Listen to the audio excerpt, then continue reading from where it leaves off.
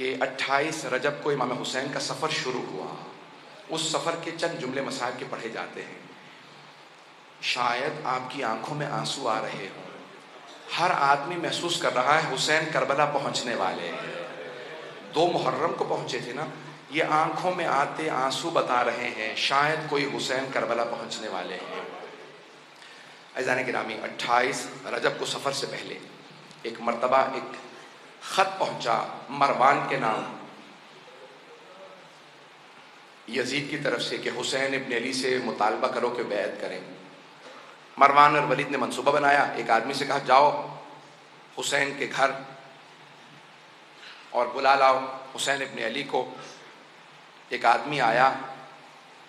آپ کو معلوم ہے نا جناب زینب کبریٰ ہر روز امام حسین کی زیارت کے لیے گھر آتی تھی. بس وہ وہی لحظہ تھا جب جناب زینب زیارت کے لیے آئی تھی امام حسین علیہ السلام کی کہ دروازے پہ کسی نے دستک دی اور کہا مروان نے حسین کو بلایا ہے. بس آواز سننا تھی. جناب زینب کا دل تڑپنے لگا کہ بھیا مروان سے ملنے نہ جائیے گا. کہا یہ شہر میری قتل گاہ نہیں ہے، میرا شہادت کربلا میں ہوگی، گھبرانے کی ضرورت نہیں. لیکن جناب زینب اپنی محبت کے اظہار کے لیے آواز دیتی ہیں عباس، علی اکبر، اون و محمد، قاسم و عبداللہ، جعفر جو آپ کے بھائی ہیں، عبداللہ. اپنے تمام بھائیوں کو، بیٹوں، بھتیجوں کو جناب زینب نے آواز دی. 18 جوانان بنی ہاشم کو بلایا. کہا کہ اے میرے شیرو، میرے بھائی کے ساتھ جانا، مروان نے بلایا ہے. اور پھر ایک مرتبہ جناب عباس کو دیکھا جو بڑے قداور تھے. کہا عباس میرے بھائی کو آنچ نہ ہے. جناب عباس نے کہا بی بی میرا آپ سے وعدہ ہے جب تک میری جان میں جان ہے میں مولا حسین پہ کوئی آنچ نہیں آنے دوں گا. چلے جناب سید الشہداء. کتنے جوان ہیں؟ 18 جوانان نے بنی ہاشم ساتھ. کیا کیا؟ سب نے تلواریں حمائل کر لی اور ایک مرتبہ چلے. جب پہنچے دارالامارہ یا گورنر کے گھر پہ پہنچے تو ایک مرتبہ لوگ جو سپاہی کھڑے تھے انہوں نے سب کو روکا کہ آپ لوگ نہیں جا سکتے، صرف حسین جا سکتے ہیں. تو جناب عباس نے اسے کچھ نہیں کہا. جناب سید الشہداء کی طرف دیکھا. مولا اجازت ہے میں آ جاؤں؟ مولا حسین نے کہا نہیں عباس یہیں رک جائیے. اے میرے شیر اگر میری آواز بلند ہو تو آ جائیے گا.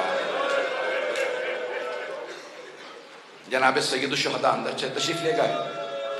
مروان نے کہا کہ شام سے بری خبر آئی ہے، مسلمانوں کے خلیفہ معاویہ مر گئے ہیں اور نیا خلیفہ یزید ہے. نئے خلیفہ نے آپ سے بیعت کا مطالبہ کیا، آپ بیعت کیجیے. سید الشہداء نے کہا میں بیعت نہیں کروں گا. تو کہا کہ آپ کو بیعت کرنا ہوگی.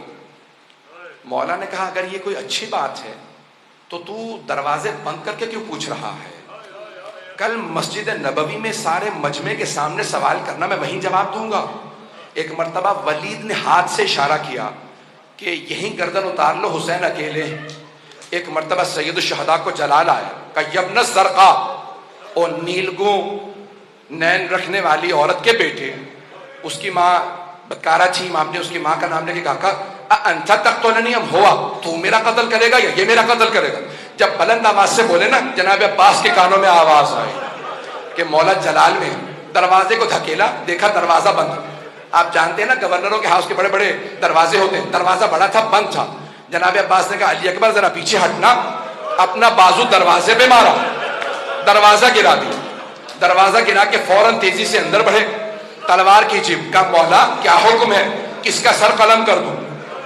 مولا حسین نے سینے پہ ہاتھ رکھا. کہا عباس یہ نانا کا شہر مدینہ ہے، میں نہیں چاہتا یہاں خون بہے، تلوار واپس رکھ لیجیے.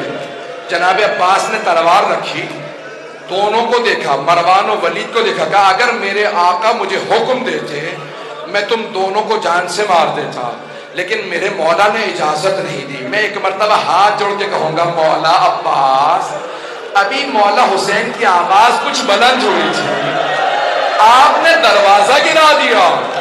مولا جب عشر عاشور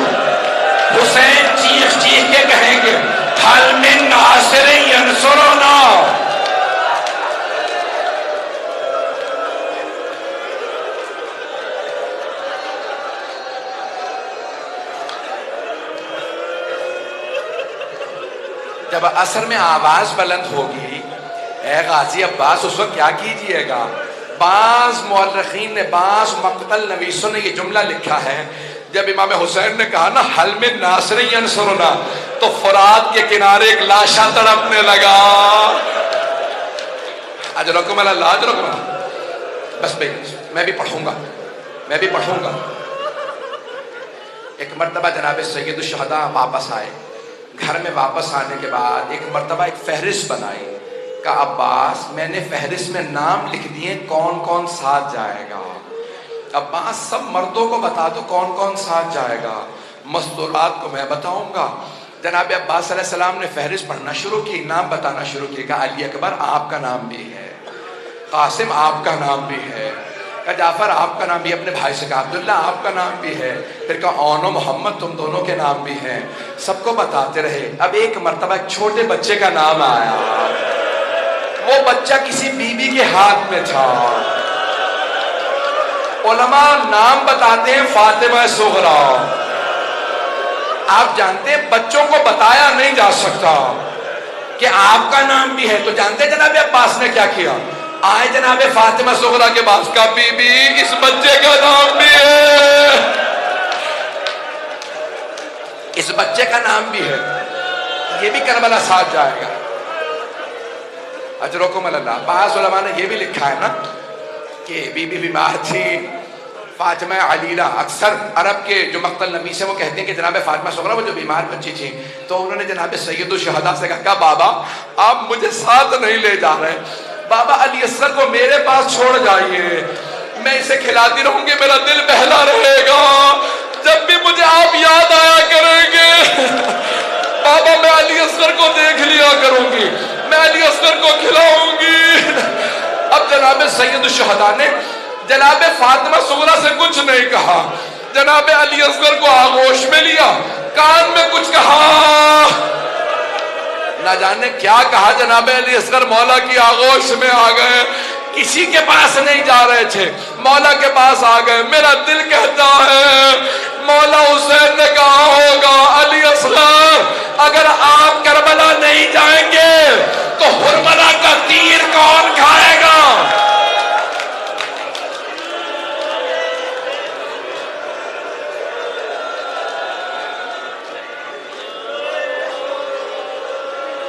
بس بھئی کوئی رونے میں بخل نہ کرے. پہلی شب ہے نا، جناب سیدہ کو پرسہ دیجئے گا. بی بی آپ کی بیٹیوں کا، آپ کی آل کا اس طرح سے شہید ہونا، ایسے اسیر ہونا، ہم آپ کو پرسہ دینے آئے ہیں. ہر آدمی نیت کر کے آئے میں بی بی کو پرسہ دینے جا رہا ہوں.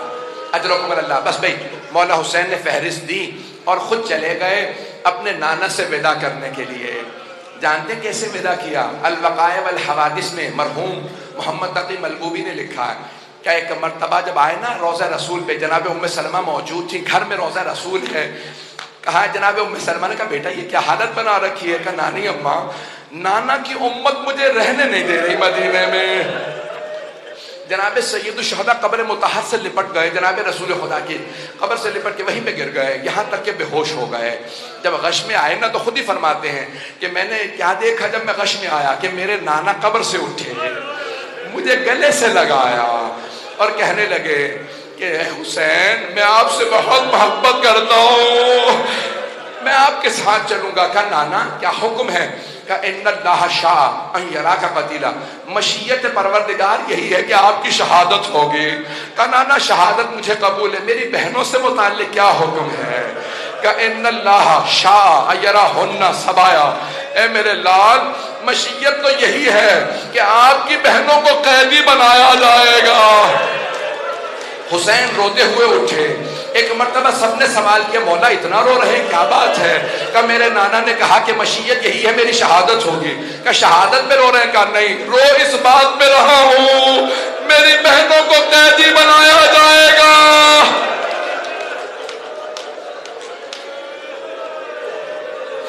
میری بہنوں کو قیدی بنایا جائے گا. اجرکم اللہ. بس بھئی جناب سید الشہداء ایک مرتبہ گئے کہاں؟ اپنی ماں جناب سیدہ کے قبر پہ گئے. علماء کہتے ہیں جیسے ایک بچہ ماں سے لپٹ کے روتا ہے، مولا حسین ویسے قبر سے لپٹ گئے. اور بلند آواز سے رو رو کے کہنے لگے اماں میں کربلا جا رہا ہوں، اماں میں کربلا جا رہا ہوں۔ ایک مرتبہ محسوس ہوا قبر سے کچھ اٹھ رہا ہے، ایک بی بی اٹھی ہوگی، سینے سے لگا کے کہا ہوگا میرے لال آپ تنہا نہیں جائیں گے، میں ساتھ جاؤں گی، میں شب عاشور اپنے بالوں سے آپ کے مقتل کو صاف کروں گی، میرے لال جب آپ زلجنا سے زمین پہ آئیں گے میں برقعے کا دامن پھیلاؤں گی، میں آپ کے سر کو اپنے برقعے کے دامن میں لوں گی، میرے لال میں کربلا ساتھ جاؤں گی۔ اٹھے جناب سید الشہداء، بس بھائی 2 سے 4 منٹ 5 منٹ کی زحمت اور دوں گا۔ اٹھے جناب سید الشہداء، ایک مرتبہ گھر آئے اور کہا کہ سب تیار ہو جائیں، 28 رجب ہے۔ جناب سید الشہداء نے مسند بچھائی، جناب عباس سے کہا کہ پانی مشکیزوں میں بھر لو، کہا کہ مولا میں نے اتنا پانی بھرا ہے کہ پانی ختم نہیں ہوگا، نہ جانے کس کے قافلے کو پلانا پڑ جائے، کس اور کے قافلے کو۔ بس بھئی تمام کیا تو جملے سن لیجئے۔ ایک مرتبہ سید الشہداء نے مسند بچھائی، بیٹھ گئے، کہا عباس اماریاں سجا دی جائیں، کجاوے ہوں، اور ایک مرتبہ اچھے اچھے کپڑوں کے اندر، مجھے نہیں معلوم مخمل تھا، مختلف علماء کہتے ہیں بڑے ہی سجائے ہوئے اماریوں کو جناب عباس لے کے آئے، کیوں؟ علی کی بیٹیاں جا رہے ہیں، اماریاں سجائی ہوئی ہیں، کہ اماریاں لے کے آتے رہنا، بیویوں کو ایک ایک مرتبہ سب کو سوار کرا دیا جائے۔ میں نے سارے مصائب چھوڑ دیے۔ ایک مرتبہ سید الشہداء مسند بچھائے بیٹھے ہیں، آواز دی، ایک کنیز سے کہا کہ سب کو بیویوں کو بلاتے رہنا، آواز دی کہ حسن مجتبیٰ کی بیوہ آ رہی ہیں، مولا حسین نے آواز دی قاسم ماں کو سوار کرا دو۔ جناب عبداللہ، جناب قاسم و عبداللہ، ایک نے اپنا گھٹنا زمین پہ رکھا، دوسرے نے اماری کا پردہ ہٹایا، بازو تھاما، ماں کو سوار کرا دیا، سارے میں نے مسائب چھوڑ دیے۔ سنیں گے جملہ؟ ایک مرتبہ کسی نے کہا لیلا آ رہی ہے، مولا حسین نے کہا علی اکبر ماں کو سوار کرا دو۔ جناب علی اکبر نے ماں کا بازو تھاما، نہ جانے ماں کے کلیجے پہ کیا بیچ رہی ہوگی، اماری کا پردہ ہٹایا، ماں کو اماری پہ سوار کرا دیا۔ اتنے میں آواز آئی علی کی بیٹی ام کلثوم آ رہی ہے، مولا حسین نے آواز دی عباس بہن کو سوار کرا، علی اکبر اماری کا پردہ ہٹاؤ، قاسم گھٹنا زمین پہ رکھو، اولو محمد سب سے کہو سایہ کر دے۔ جناب ام کلثوم آئی، اتنے میں آواز آئی علی کی بیٹی زینب کبریٰ تشریف لا رہی ہے۔ راوی عبداللہ ابن سنان ہے، کہتے ہیں میں نے اپنی آنکھوں سے دیکھا حسین مسند سے کھڑے ہو گئے،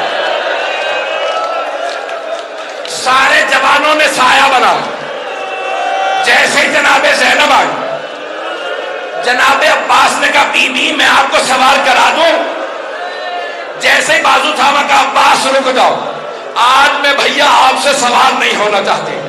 جناب علی اکبر نے کہا پھوپھی اماں میں سوار کرا دوں گا، نہیں علی اکبر۔ ایک مرتبہ اولو محمد آگے بڑھے گا، اماں ہم حاضر ہے کہ نہیں، رک جاؤ۔ اب جناب سید الشہداء نے خود کہا کہ بہن میں آپ کو سوار کرا دوں، بی بی نے کہا بھیا مجھے معاف کر دیجئے، لیکن آج میں حسین آپ سے بھی سوار نہیں ہوگی۔ کہا بہن پھر کون سوار کرائے آپ کو ہماری پہ؟ کہا بھیا جو مجھے 11 محرم کو ناکہ پہ سوار کرائے گا وہی مجھے آج سوار کرائے۔ میرے مولا نے آواز دی میرا سجاد بیٹا،